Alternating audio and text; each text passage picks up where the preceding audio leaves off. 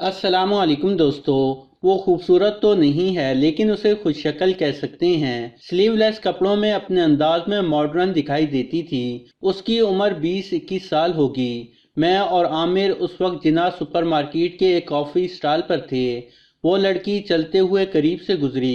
इसी दौरान उसने एक नज़र हम पर डाली और आगे बढ़ती चली गई। शर्त लगा लो ये लड़की 2 नंबर है। आमिर ने कॉफी का सुप लेते हुए कहा, जाने दो यार, क्यों किसी शरीफ लड़की पर तोहमत लगा रहे हो। मैंने सर झटकते हुए कहा। आमिर को ये बात शायद बुरी लगी कि मैंने उसकी मालूमात पर शक किया है। वो पूरी संजीदगी से मुझे यकीन दिलाने लगा कि वो लड़कियों के बारे में मुझसे ज़्यादा जानता है और महज एक नज़र देखकर बता सकता है कि लड़की का करैक्टर कैसा है। जबकि मैं अपनी बात पर बज़िद था कि बज़ाहिर किसी के बातिन का अंदाज़ा लगाना नामुमकिन है। अच्छा आओ ज़रा इसका ताक़ुब करते हैं, अभी दूध का दूध और पानी का पानी हो जाएगा। आमिर ने तंग आकर कहा। मेरे जवाब का इंतज़ार किए बगैर वो उस सिम चल पड़ा जिधर वो लड़की गई थी। मैं लपक कर उसके साथ चलने लगा। आमिर भी उन लोगों में से था जो हार मानना अपनी तौहीन समझते हैं। अगर ऐसी कोई सूरत-हाल हो तो फिर उसकी हालत देखने वाली हो जाती है। मैं उसकी कैफियत से लुत्फ़ अंदोज़ हो रहा था। अजीब बात थी लेकिन उस शाम हमें कोई ख़ास मसरूफ़ियत नहीं थी। जल्द ही वो हमें नज़र आ गई। वो एक कपड़ों की दुकान में दाखिल हो रही थी। वो बहुत आला म्यार की दुकान थी जहाँ महंगे मलबूसात थे। मैं और आमिर भी दुकान में दाखिल हो गए और यूं ही ड्रेसेस देखने लगे। हमारी नज़र उस पर थी। वो बड़ी दिलचस्पी से मुख्तलिफ मलबूसात का जायज़ा ले रही थी और प्राइस टैग चेक कर रही थी। फिर एक लिबास उसे पसंद आ गया। वो उसे मुख्तलिफ जावियों से चेक कर रही थी। देख लो वो खरीदारी करने आई है और अभी ये लिबास लेकर चल देगी। मैंने सरगोशी की। उसने कहा खामोश रहो, तेल देखो और तेल की धार देखो। उसने कहा खामोश रहो, तेल देखो और तेल की धार देखो। आमिर ने मुंह बनाते हुए कहा। फिर ऐसा लगा जैसे इस लड़की का इरादा बदल गया हो। वो इस दुकान से निकल गई। जाहिर है हम वहां कैसे रुक सकते थे। चंद लम्हों बाद हमने उसे वहां जाते हुए देखा जहां ज्वेलरी शॉप्स थी। पहले वो मुख्तलिफ दुकानों के बाहर से घूमते हुए ज्वेलरी सेट्स को देखती रही जो इस मकसद के तहत ही रखे गए थे कि गाहक बाहर से शीशे में सेट देखकर मुतवज्जा हो। फिर एक दुकान के अंदर चली गई। शीशे में से उसे देखा जा सकता था। हम बाहर से जायजा लेते रहे।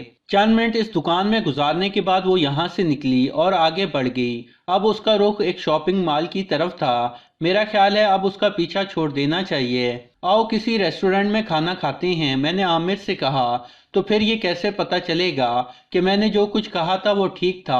आमिर ने तेज लहजे में कहा। मेरे साथ चलो। हम शॉपिंग मॉल में दाखिल हो गए। यहाँ भी इस लड़की ने मुख्तलिफ दुकानों में कुछ वक्त गुजारा लेकिन खरीदा कुछ भी नहीं था। मैं कुछ उकता सा गया था। लड़की वहां से निकल आई और पेट्रोल पंप से आगे चलते हुए एक बेकरी में दाखिल हो गई। मैंने बिलाखिर कह दिया कि अच्छा आप मुझे जाने दो, तुम तहकीक करते रहो कि ये लड़की 2 नंबर है या 1 नंबर। आमिर बोला शर्त लगा लो, ये लड़की गाहक ढूंढ रही है। मैंने फौरन कहा एक तन्हा लड़की देखकर इल्ज़ाम मत लगाओ, मुझे ऐसी कोई बात नहीं लगती। आमिर ने जोर देकर कहा तो फिर डर किस बात का। 1,000 की शर्त लगाओ, मैं साबित कर दूंगा कि ये लड़की 2 नंबर है। मैंने कहा अच्छा साबित करो, मैं इसी वक्त तुम्हारे हाथ पर 1,000 रुपये रख दूंगा। एन उसी वक्त वो लड़की बाहर आई। उसके हाथ में आइसक्रीम का एक कप था। वो आइसक्रीम खाते हुए बाहर निकली। यहाँ रुको और देखो मैं कैसे साबित करता हूँ। आमिर आगे बढ़ गया। वो उस लड़की के पास जाकर बातें करने लगा और मैं दूर से ये मंजर देखता रहा। इस दौरान आमिर ने मेरी तरफ इशारा किया। उस लड़की ने दूर से मुझे देखा। गुफ्तगू जारी रही और फिर दोनों मेरी तरफ आने लगे। मैं सोच रहा था कि आमिर ने उसे क्या कहानी सुनाई है। वो लड़की न जाने क्या कहेगी। जब वो मेरे करीब आई तो गहरी नजरों से मुझे देख रही थी। मैं हैरत के आलम में उन दोनों को देख रहा था। ऐसे क्या देख रहे हो, 3,000 में बात तय हुई है। मैंने इसे बता दिया है कि तुम तन्हा हो और इसके हुस्न से फायदा उठाना चाहते हो। अब बताओ इसे कहाँ ले जाना है। आमिर ने आंख दबाते हुए कहा। न जाने मुझे क्यों बड़ी मायूसी हुई। आमिर मेरे सामने सीना फुलाए खड़ा था। मैंने जेब से 1,000 रुपये निकाले और उसके हाथ पर रख दिए और उसे जाने के लिए कहा। اس نے کہا اچھا بابا جا رہا ہوں، مجھے بھی کباب میں ہڈی بننے کا شوق نہیں۔ عامر نے مصنوعی غصے سے کہا۔ میں لڑکی کی طرف متوجہ ہوا جو میری طرف دیکھ رہی تھی۔ وہ خاصی پر اعتماد دکھائی دے رہی تھی۔ ظاہر ہے کہ اس طرح کے کاروبار میں پر اعتماد لوگ ہی ترقی کرتے ہیں، جبکہ میری حالت اس کے برعکس تھی، کیونکہ میں اس فیلڈ کا آدمی نہیں تھا۔ مذاق مذاق میں بات یہاں تک آن پہنچے گی، مجھے اس بات کا اندازہ نہیں تھا۔ کیا بات ہے کس سوچ میں گم ہو؟ لڑکی بولی، میں سوچ رہا تھا کہ مناسب الفاظ میں معذرت کر لوں اور اپنی راہ لوں۔ اس لڑکی پر مجھے غصہ آ رہا تھا جس کی وجہ سے میں شرط ہار گیا تھا۔ کیا ڈر لگ رہا ہے؟ لڑکی نے لفظ چباتے ہوئے کہا۔ ایسی کوئی بات نہیں، دراصل میں کہیں لے جا نہیں سکتا۔ میں نے تمہید باندھی۔ یہ تو بہت اچھی بات ہے، میں کسی کے ساتھ جاتی بھی نہیں۔ وہ بولی تمہیں میرے ساتھ چلنا پڑے گا، آؤ چلیں، میری گاڑی یہاں قریب ہی کھڑی ہے۔ میں نے سوچا چلو اس کھیل کو تھوڑا آگے بڑھاتے ہیں، پھر اس سے پوچھوں گا کہ اس کاروبار میں کیسے آئی، شاید کوئی نئی کہانی مل جائے۔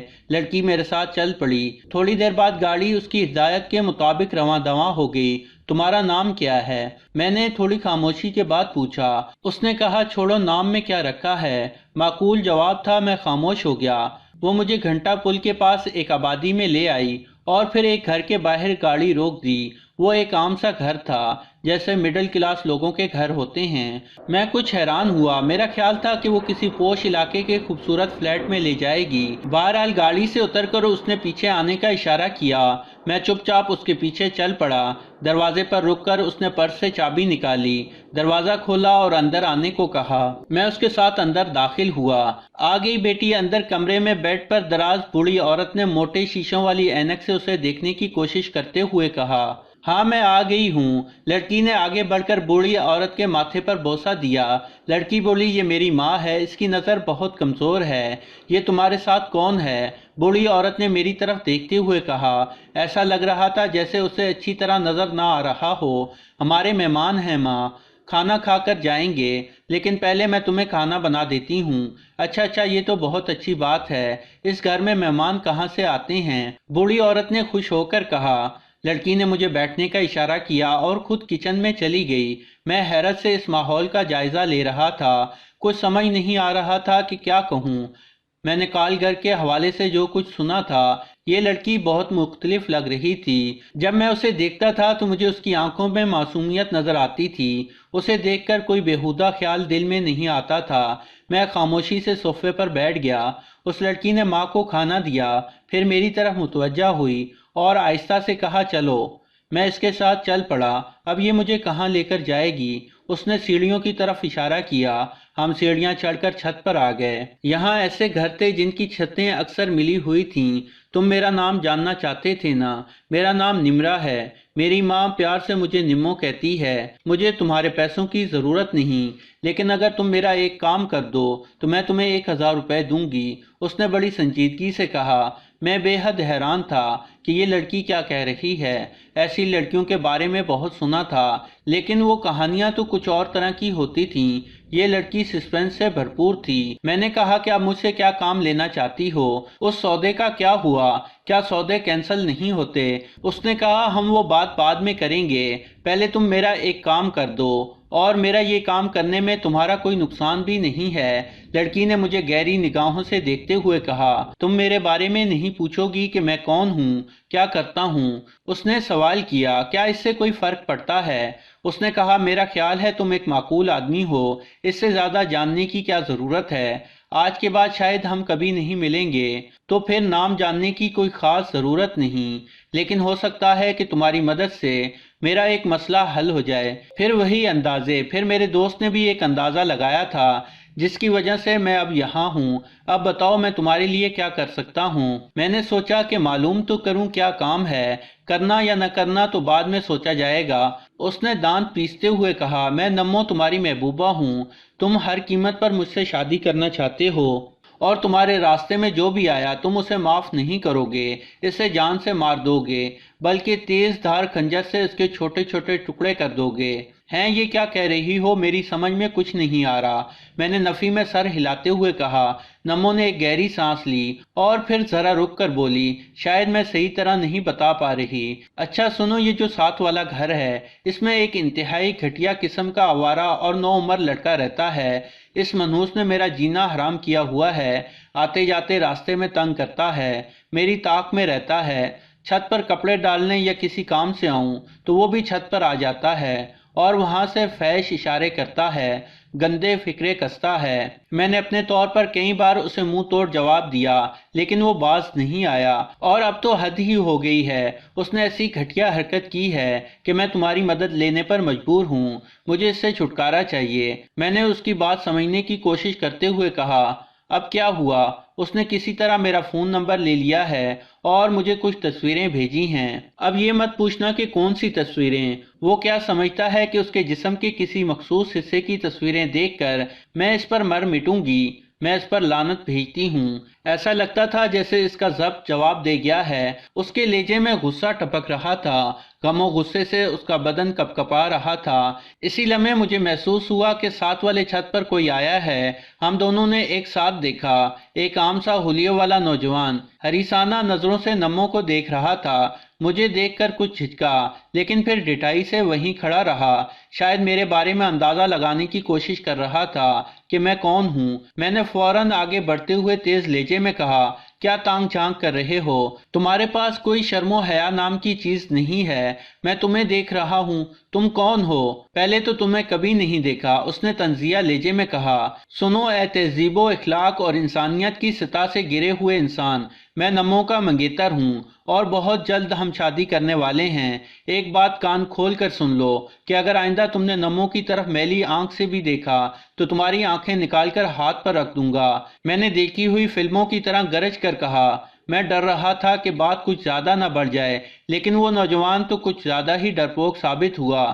یہ سن کر معافی مانگ کر یوں چھت سے نیچے بھاگا جیسے کوئی بھوت دیکھ لیا ہو۔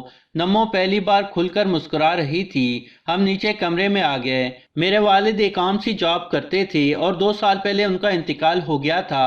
اس کے بعد زندگی بہت مشکل ہو گئی ہے۔ میں ماسٹر ڈگری ہولڈر ہوں لیکن میں ابھی ایک معمولی جاب کر رہی ہوں۔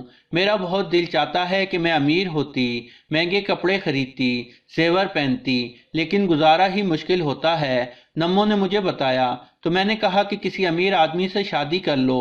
اس نے کہا میں ایسا نہیں کر سکتی، پھر میری ماں کا کیا ہوگا؟ ابھی تو میں ایک اچھی جاب ڈھونڈ رہی ہوں۔ دکھ تو اس بات کا ہے کہ یہاں اکیلی لڑکی کا جینا اتنا مشکل کیوں ہے؟ تمہارے دوست نے بھی مجھے 2 نمبر لڑکی سمجھا تھا نا؟ نمو نے کہا، میں تو وہاں حسرت سے ان چیزوں کو دیکھنے گئی تھی جو میں نہیں خرید سکتی۔ میں نے نوٹ کر لیا تھا کہ تم میرا پیچھا کر رہے ہو، پھر جب تمہارے دوست نے مجھ سے بات کی تو میں نے تمہیں دیکھا اور میرے ذہن میں ایک خیال آیا کہ شاید تمہاری مدد سے میں اس لوفر سے چھٹکارا پا لوں۔ تمہاری بات سن کر مجھے کتنی خوشی ہوئی ہے تم سوچ بھی نہیں سکتی۔ ابھی تو میں جا رہا ہوں کیونکہ مجھے عامر سے 1000 روپے لینے ہیں، لیکن تم فکر مت کرو، مجھے اپنا دوست سمجھو، میں وقتاً فوقتاً آتا رہوں گا، شاید تمہارے پڑوسی کو مزید ڈوز کی ضرورت پڑے۔ نمو نے مسکرا کر کہا، کھانا تو کھاتے جاؤ، اگلی بار آؤں گا تو ضرور کھاؤں گا، یہ کہہ کر اور ماں جی کو سلام کر کے باہر نکل آیا۔ تو دوستو یہ تھی ہماری آج کی ویڈیو، یقیناً آپ کو پسند آئی ہوگی۔ پسند آنے کی صورت میں اسے لائک ضرور کریں اور ہمارے اس چینل کو سبسکرائب کرنا مت بھولیں۔ چینل کو سبسکرائب کرتے ہوئے ساتھ موجود گھنٹی کا بٹن بھی دبا دیں۔ شکریہ۔